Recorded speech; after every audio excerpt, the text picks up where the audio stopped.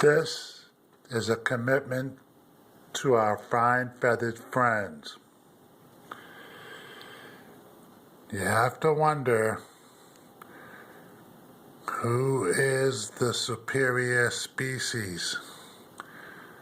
The ones being fed or the ones doing the feeding? I guess when you walk out in a blizzard to feed the feathered friends, it's got to be a passion of love.